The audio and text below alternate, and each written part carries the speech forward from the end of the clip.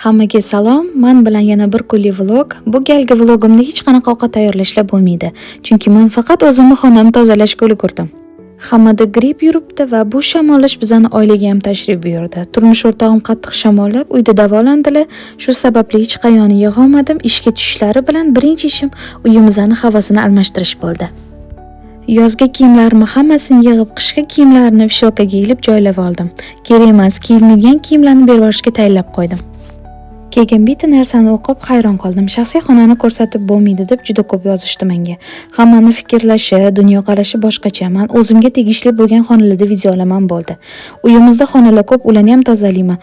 Shaxsiy chegarani hurmat qilganim uchun ham videoga olmayman.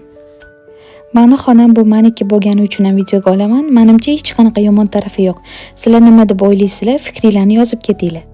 Hech qaysinglar sog'lig'ingizga be'tibor bo'lmanglar. Aytgancha, meni endi ko'rayotgan bo'lsanglar, kanalimga obuna bo'linglar. Men bilan oddiy hayotda baxtli yashashni o'rganasizlar. Keyingi vloglarda ko'rishguncha.